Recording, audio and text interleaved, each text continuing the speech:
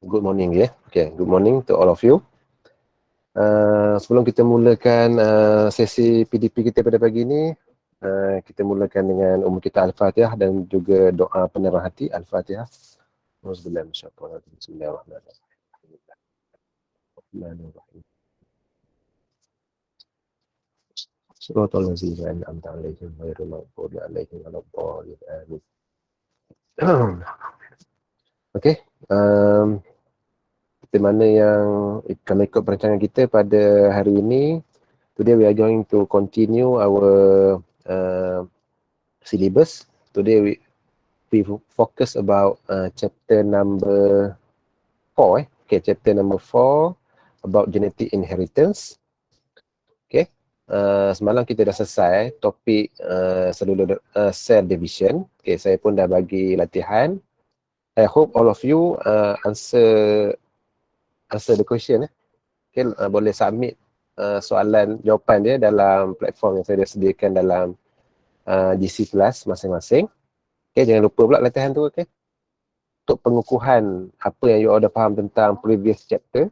Okay, you have to answer the question. Okay, so today we are going to continue new chapter about genetic inheritance. Okay, boleh prepare ataupun boleh siap sedia dengan nota masing-masing. Okay, kita akan tengok, kita akan go through nota kita terlebih dahulu seperti biasa. Okay, saya akan share nota kuliah.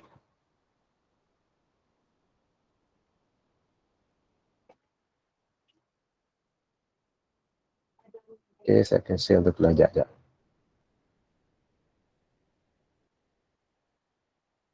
Alright, okay. Okay, nampak tak apa yang saya share ni? Nampak, sir. Nampak, Nampak, sir. Alright. Nampak, Okay, sir. chapter number 4 about genetic inheritance. Okay, actually today we're going to focus about terminologies first. Kita akan tengok dia punya basic dulu. Okay, basic. Focus about terminologies, all the terms. Okay, semua terms yang kita akan guna pakai dalam chapter ni. Dia agak banyak. Chapter ni agak complicated sedikit. Okay, secara umumnya chapter ni agak berat sikit berbanding dengan chapter yang sebelum. Tetapi kalau you all dah betul-betul faham tentang cell division previous chapter, okay, we apply from the previous chapter in this chapter. Okay, apply konsep yang sebelum dalam chapter yang sekarang, chapter genetic inheritance. Okay, insyaAllah you all boleh adapt lah, boleh faham. Okay, kita pergi kepada yang pertama iaitu terminologis. Okay, terminologis. Sekejap. Draw ke? Okay, terminologis. Ini yang pertama. Kita akan fokus pada terminologis. Okay, terms yang ada di dalam Mendelian genetik untuk yang 4.1, we are going to focus about monohybrid and dihybrid. Okay, ini merupakan first concept. Okay, ini adalah first concept yang you all belajar dalam chapter ini, iaitu monohybrid and dihybrid. Monohybrid and dihybrid konsep ni actually is this concept is coming from ataupun proposed by Mendelian law ataupun Gregor Mendel yang propose this concept ataupun this law. Okay, jadi monohybrid dan hybrid ini merupakan konsep asas bagi kita nak membuat genetic mapping lah.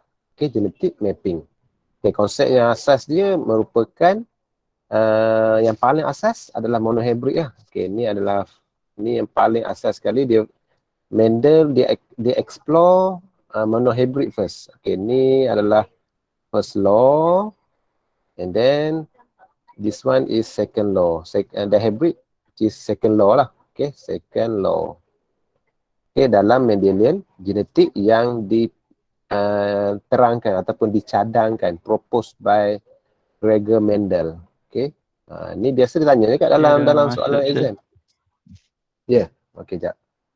Saya accept first. Masuk. Okay.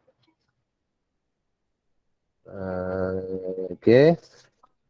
Gregor Mendel Okay, Gregor Mendel yang saintis yang bertanggungjawab untuk mencadangkan tentang teknik ataupun genetic mapping. Okay. Uh,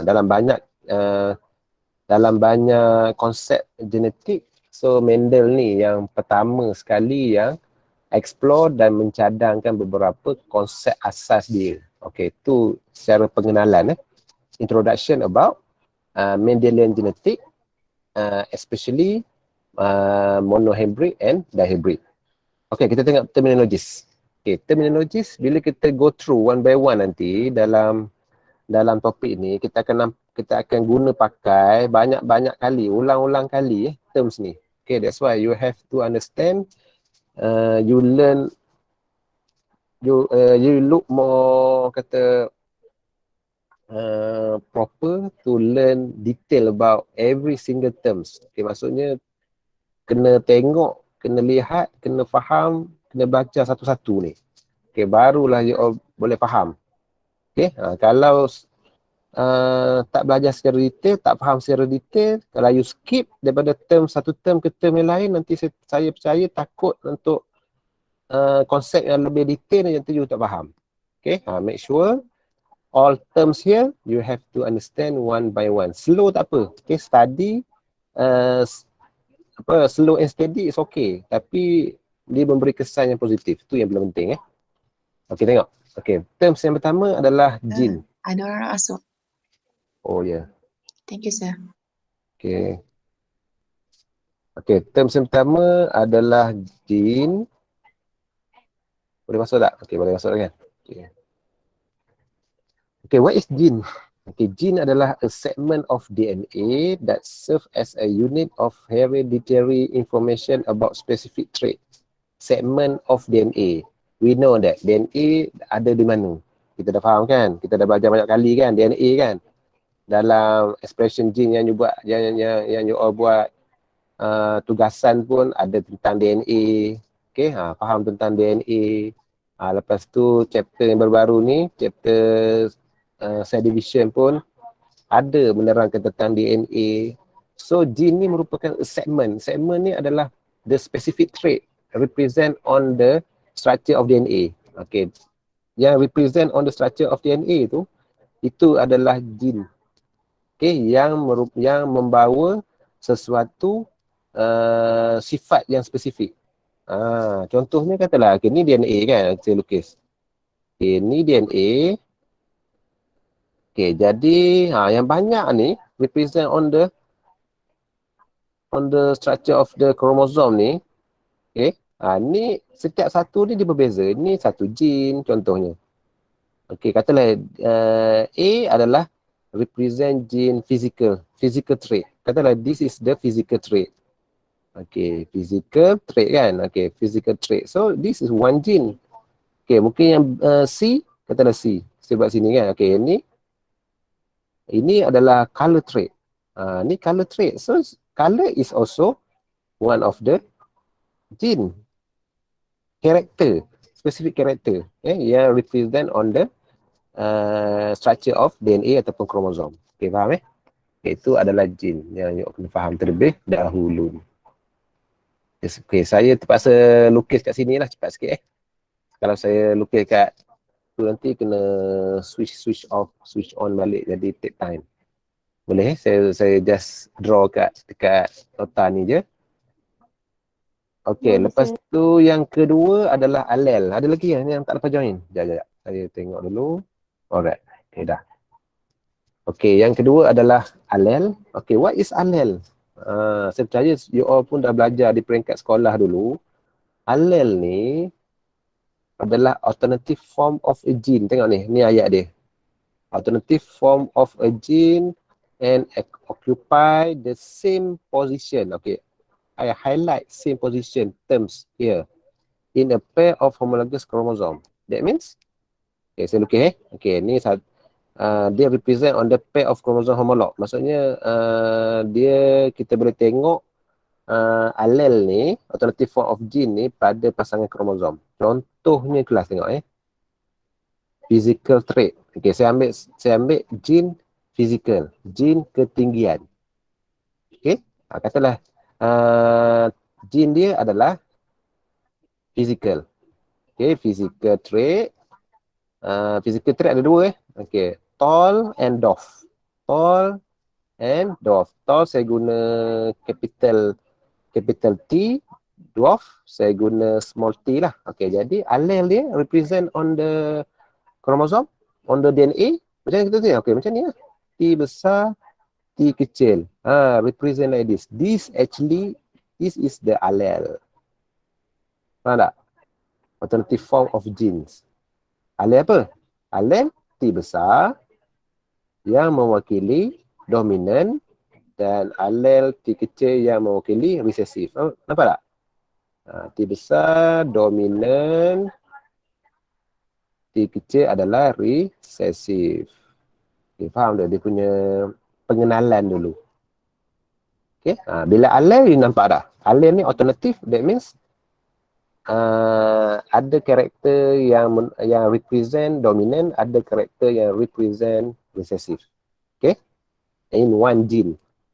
Contohnya one gene yang saya masukkan sini, contohnya adalah physical trait. Physical trait, we focus about dia punya ketinggian. Tinggi ataupun rendah. Tinggi mewakili dominant, T besar. Rendah, dwarf, mewakili recessive, small t. So, bila kita nak draw allele dia, kedudukan dia adalah T besar, satu pada kedudukan locus yang sama. T besar, ni T kecil. Okey, tengok pada locus. Ni bawah ni, yang ketiga. Dia bersangkutan dengan yang ketiga dia, locus. Locus ni adalah specific position of a gene. Sepadan dulu yang atas. Okey, tengok. Position of a gene kelas. Tengok ni, perkataan ni. Locus adalah specific position of gene which is allele on a chromosome. Ni yang saya lukis ni. Okey, saya guna color lain pula. Tengok Okey, ni. Ini adalah yang merah ni. Tengok ni, merah ni. Nampak Okey, merah ni adalah locus. Okey, merah ni adalah locus. Maksudnya position of a gene. Position allele tadi. Allele ni, allele ni, yang ni lah, ni allele. Ni allele alternatif. T besar, ada alternatif T besar, ada alternatif kecil. Faham tak? Jadi bila kita fokus kepada locus, that means specific position of a gene represent on a chromosome. Right? Simple je. Simple sahaja. Tak perlu rasa susah sangat. Okay? Gene kita tahu specific trait. Yang ada pada structure DNA yang represent on the structure of chromosome. Okay? Gene tersebut dinilai melalui allele. Di mana allele ini merupakan alternative form of genes. Nampak tak? Gene tersebut pecah pada allele. Allele ni adalah alternative form of genes. Alternative, that means ada yang wujud dalam dominant dan ada juga wujud dalam recessive. Itu adalah maksudnya alternative. Locus pula, locus pula adalah the position. Ni position lah ni. Saya ambil balik. Ni position lah ni. Ni position lah. Position. Position lah, lurus. Dia satu tertentang. Ni, lurus kan. Ni satu locus. Kan. Tapi berbeza allele lah. Berbeza allele, berbeza trait lah. Itu kena faham itu. Okey, kemudian kelas genotype. Okey, kalau ada soalan boleh tanya terus. Okey, and then yang next one is genotype. So what is mean by genotype? Okey, saya lukis balik lah. Nak bagi you faham kat sini. Okey, genotype ni kita sebut genotype memang senang, tapi nak fahamkan dia macam mana? Okey, genotype ni maksudnya adalah the genetic composition of an organism. Composition of an organism, combination of allele of an individual. Apa yang difaham daripada ayat ni? Jadi genotype, kalau kita nak draw, kalau kita nak show genotype, untuk certain allele ataupun certain gene, contohnya gene tall tadi kan, physical, saya ambil, kita kekalkan tu, physical kan, katalah Physical trait. Physical trait ni ada gene lah. Okey, gene ni adalah physical. Ni gene. Okay, nampak tak? Saya pecah. Okey, ni pertama. Gene ni adalah physical. Kita kaji tentang physical. Okey, alel bagi physical ni, alel dia ada apa? Okey, alel dia adalah tall, T besar. Okey, gunakan simbol T besar and dwarf. Dwarf, small t. Okay, this is the allele. Nampak tak? Okay, locus kedudukan lah, position on the chromosome. Okay, jadi kita faham. Jadi, what is genotype? So, now, what is genotype? Okay, genotype adalah genetic composition, combination of allele of an individual. Let's say for example, tengok contoh dia. Katalah, kalau saya kata,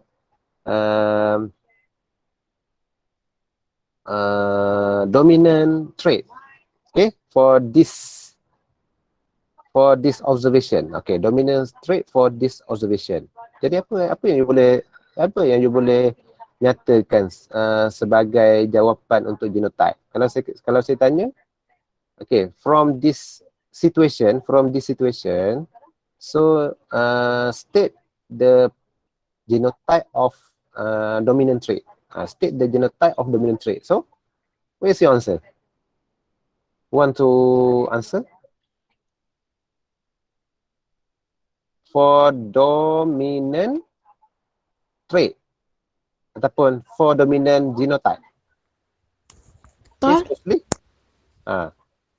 kita nak state apa about their genotype? Tall, sir.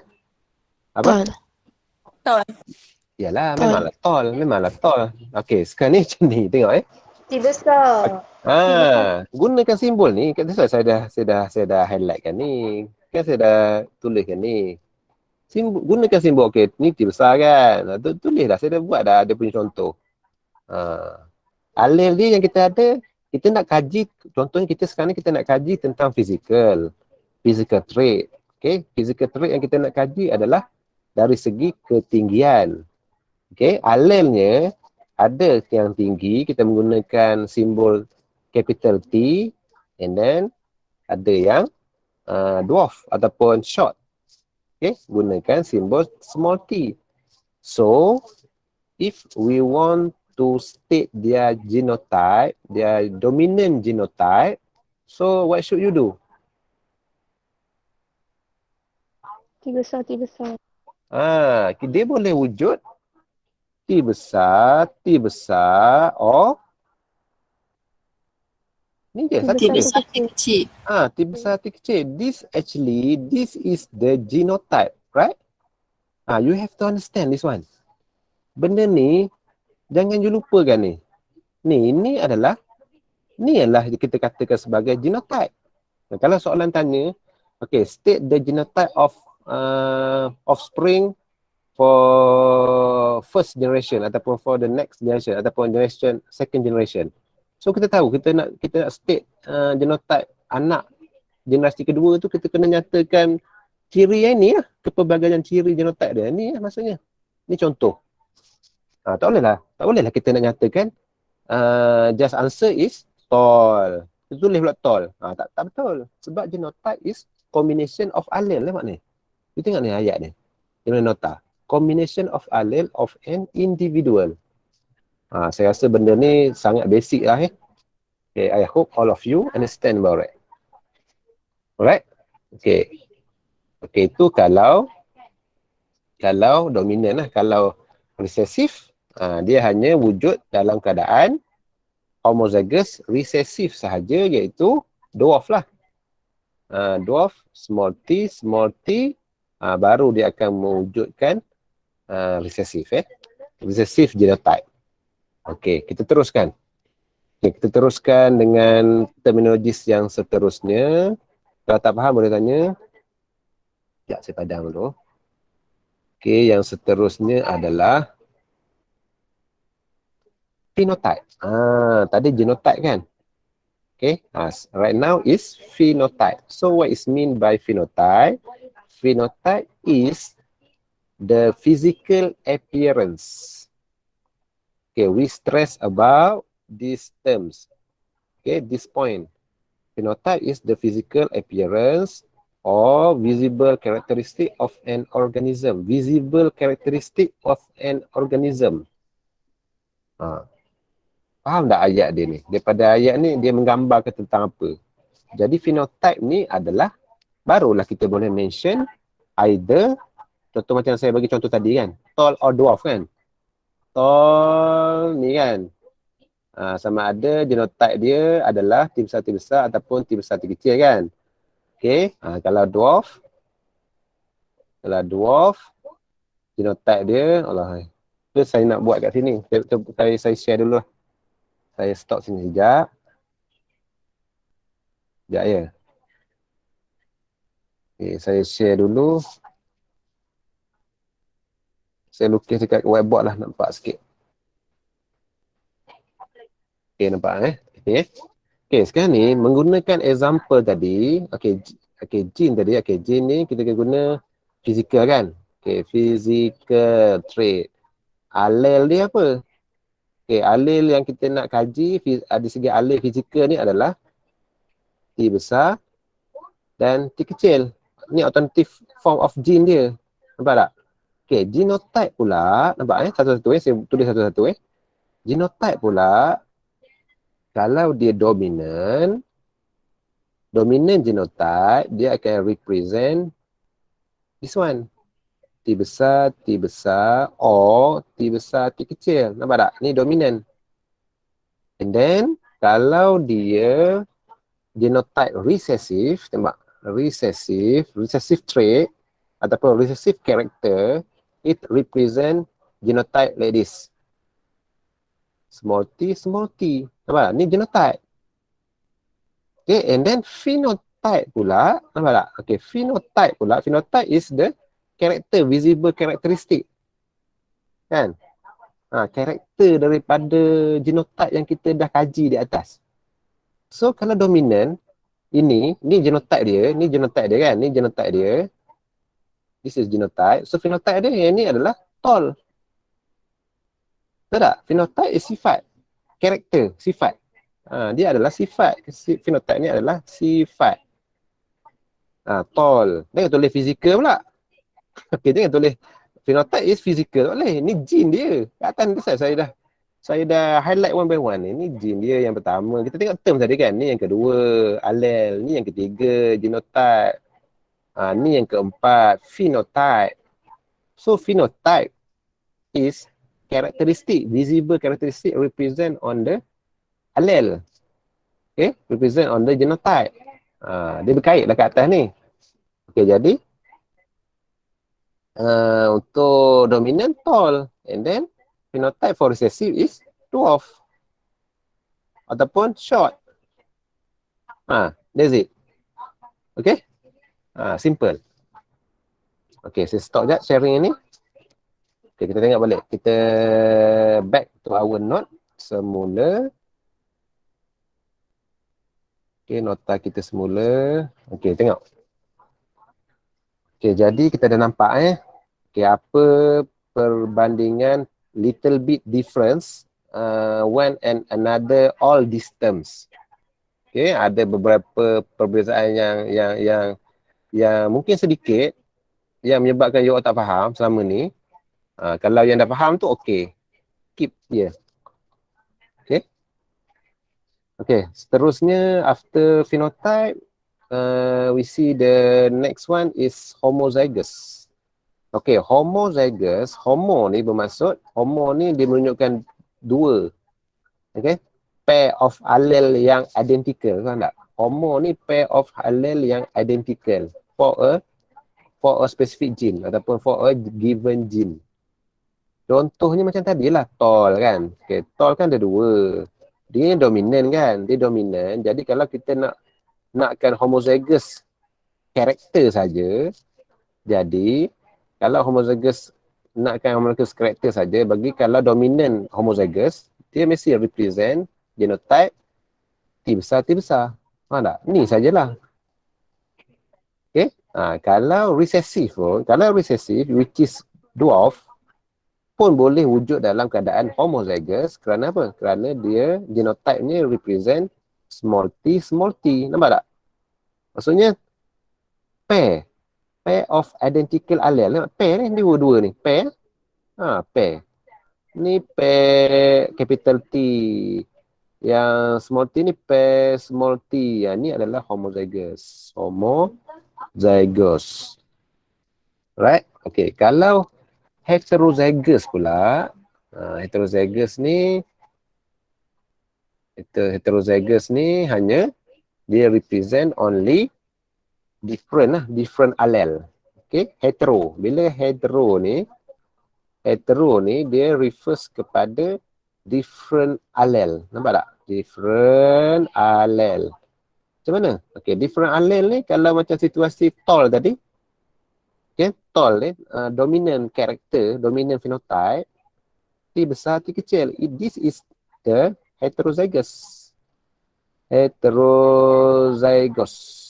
Ni heterozygous, nampak tak? Ni. Different allele, nampak tak? Different allele. Ni allele T besar, ni allele T kecil, nampak tak?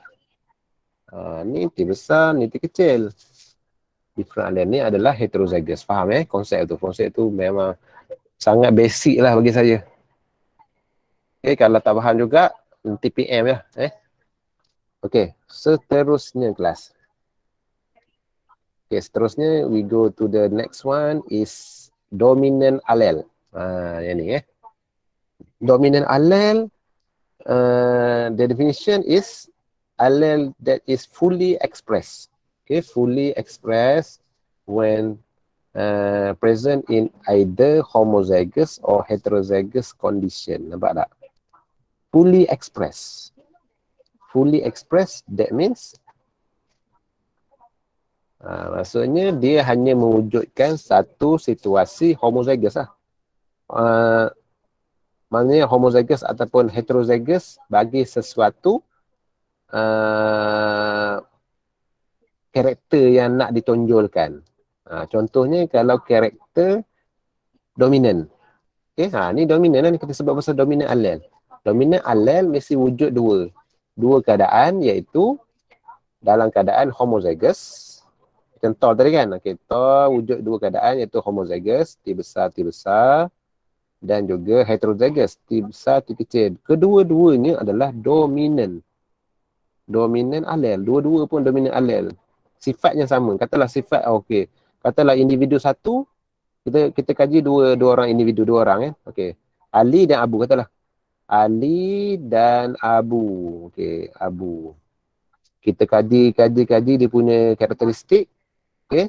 Ali ni T besar. Okey. Abu ni T besar, T kecil. Jadi, apa conclusion yang kita buat? Dia punya jin yang ada pada Ali dan Abu. Okey, so Ali dan Abu, dia mempunyai karakter ketinggian yang sama. Okey, karakter ketinggian yang sama. Cuma yang membezakannya adalah dia, Abu ni mempunyai genotype yang heterozygous sahaja. Okey, heterozygous sahaja. Tapi karakter masih lagi dia fully express dominant trait. Okey. Okey, so H dan kita tengoknya I pula, recessive allele. Okey, recessive allele ni pula is not expressed when in heterozygous condition. Maksudnya dalam keadaan in heterozygous condition, let's say for example T besar T kecil, so allele T besar T kecil ni, okay, recessive allele T kecil ni barulah dia boleh express trait dia. Tetapi kalau in heterozygous condition, okay, kalau T besar T kecil, okay, dapat dwarf kan. Okay, dwarf dia akan fully express their trait. Dwarf or short trait Tapi kalau T besar T kecil, yang ni nak tengok dia punya dominant allele memang non, tak boleh. Tak wujud. Okay. Sebab apa? Sebab dia masih lagi menonjolkan trait dominant. Dia tak akan menonjolkan trait recessive. Yang ni no lah kalau untuk heterozygous. Okay, faham ya?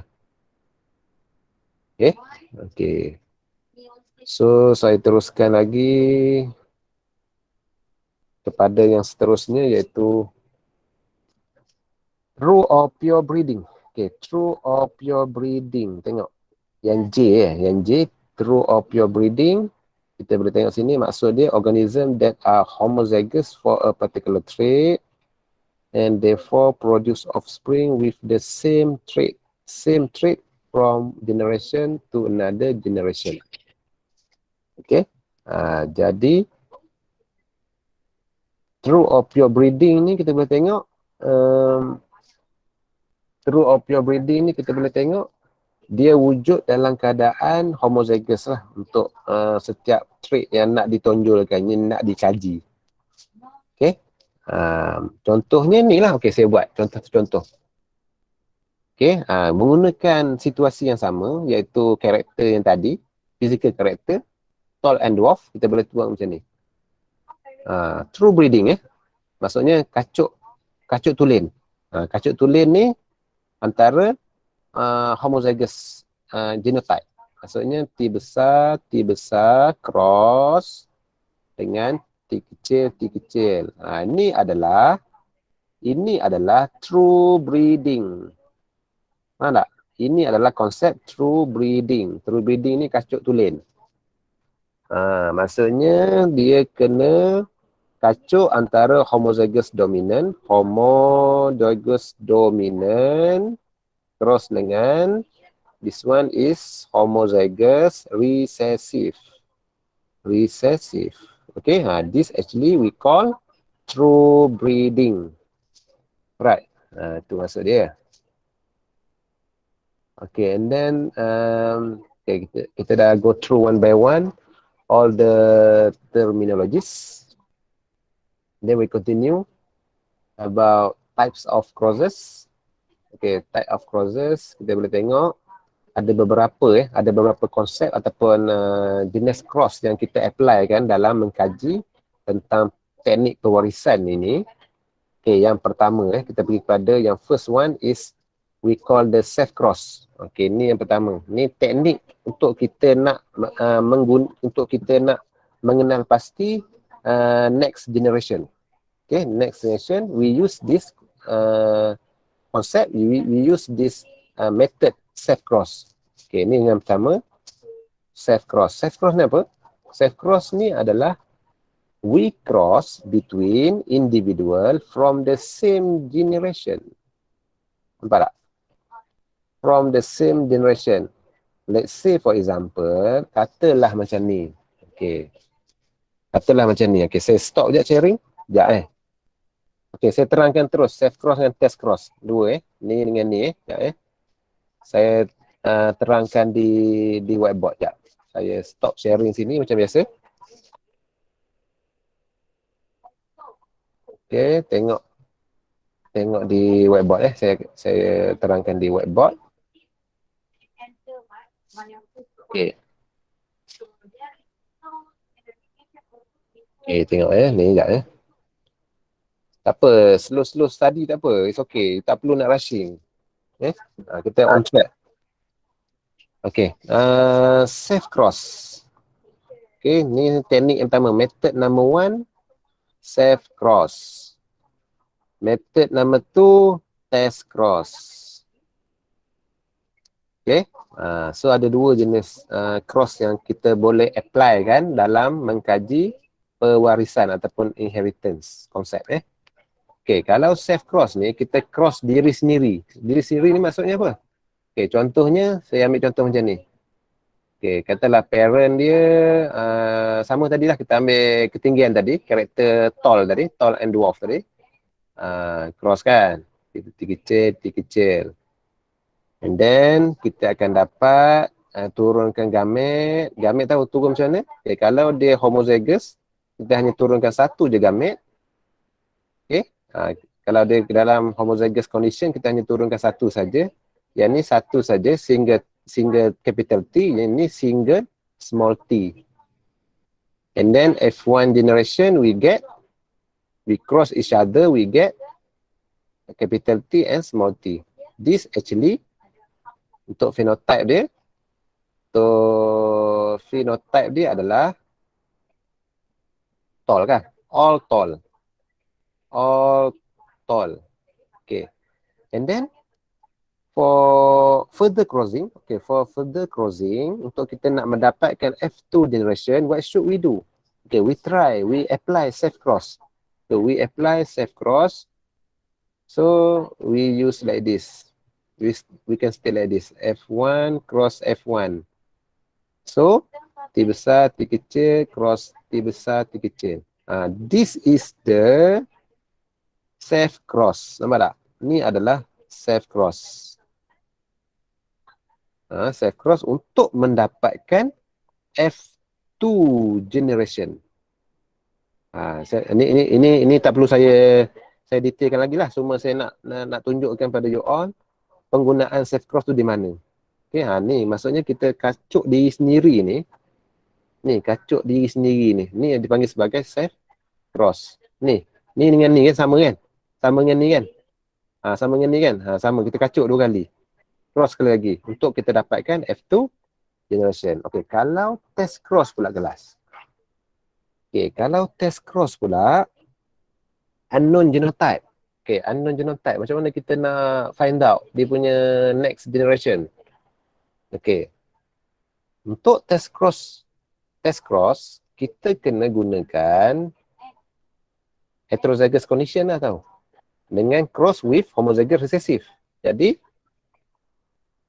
let's say for example like this. Ni kan. Okay, katalah kita dapat, kita guna ni. Okay, sama je. T besar kita true breeding tadi. True breeding just now. Gamete, turun, T besar, bulat, T kecil, bulat. F1 generation, we get capital T, small t, which is dominant kan, dominant trait. Ataupun dominant characteristic. Okay, jadi untuk find out, untuk further crossing, by using this concept, by using this method, what should we do is, tengok ni. We use test cross Test cross here. To find F2 generation. So, guna yang ni lah. Okay, guna yang ni balik. Saya guna pen biru. T besar, T kecil, cross dengan T kecil. Nampak tak? Ini adalah teknik test cross. Nampak tak? Kita gunakan ini adalah test cross punya teknik lah. Dia akan cross with, tengok dia akan cross with, dia akan cross dengan with homozygous recessive. Yang ni either, tapi normally we use sebab kita ada unknown genotype parent, we use dalam keadaan heterozygous lah. Heterozygous condition.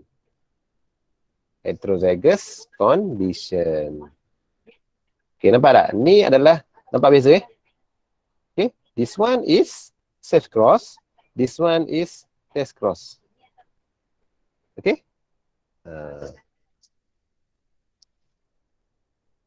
Boleh follow tak setakat ni? Boleh, sir. Sir, yang ni adalah monohybrid ya? Itu sebagai contoh dalam monohybrid lah. Kalau dalam dihybrid pun konsep yang hampir sama. Itu sebagai contoh saya.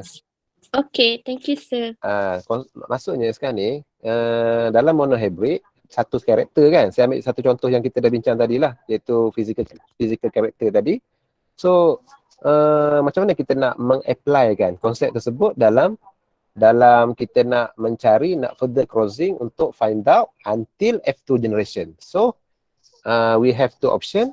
Either we use test cross or safe cross. Itu adalah keadaan yang kita kena ataupun kita akan gunakan lah untuk mencari generasi dalam sesuatu pewarisan yang nak kita kaji. Okay, faham Okay, saya share balik nota kita sambung semula konsep yang seterusnya.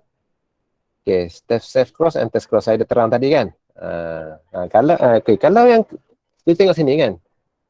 Kalau yang ni tadi, yang ni, ini adalah dihybrid. Dihybrid pun, ni dihybrid. Ni dihybrid. Dihybrid adalah dua karakter, nampak tak?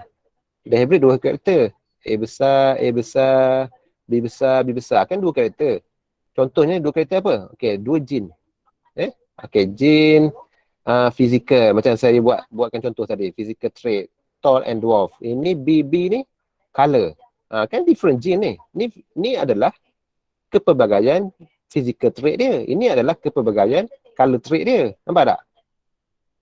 Okay, ni maksudnya they have two characters. So, if two character, we know that this is the dihybrid concept. Sama juga kaedah dia, sama juga. Kalau kita nak further crossing to find out until F2 generation, we use test cross. If we don't know their genotype parent, either homozygous, dominant ataupun heterozygous. So we use this method. Okay, we use this method until we get the F2 generation, and then we try to compare yes or not based on the percentage. Okay, yang tu nanti saya ceritakan lebih lanjut lah. Bagi faham dulu dia punya konsep dia terlebih dahulu. Alright, okay, ada dua faham Okay. Okay, ni lanjut ni yang berkaitan dengan tadi lah. Okay, ni berkaitan dengan test cross tadi. Okay, kita tengok pengenalan tentang Mendel experiment. Okay, ni saya rasa tak perlu detail sangat lah. Okay, tadi saya dah beritahu dah. Mendel ni, nama penuh ni adalah Gregor Mendel. Dia merupakan Austrian. Dia adalah macam paderi lah. Okay, dia ni sebenarnya dalam gereja, tetapi dia ni minat kepada kajian-kajian tentang pewarisan, teknik pewarisan. So dia ni tertarik untuk mengkaji beberapa karakter yang ada di Garden Peace dia. Okay, dia memulakan kajian dia tentang benda ni lah, Garden Peace, tentang kepelbagaian karakter pada kacang. Okay, Pisum sativum ni adalah kacang lah. Yang ditanam di sekeliling dia punya kuil, dia punya tempat tu lah, church dia tu. Jadi kat situ dia mengkaji tentang kepelbagaian karakter dan juga trait.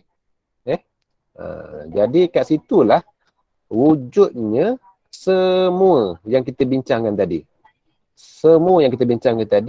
So semua terms yang kita lihat tadi, itu semua daripada Mendel yang mencadangkan. Mendel yang mengajar kita berkenaan dengan semua terminologis yang dia applykan sewaktu dia membuat kajian tentang pewarisan ataupun kepelbagaian pewarisan dari segi karakter Garden Peace ni.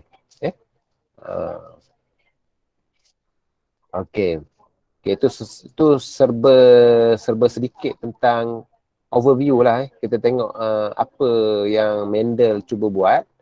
Dan Mendel ni, dia ni memang suka mengkaji benda-benda macam ni untuk dia nak melihat beyond, nak melihat ciri yang akan datang. Apa yang berlaku kepada kacang tu, kalau dikacukkan tu apa yang berlaku, macam tu.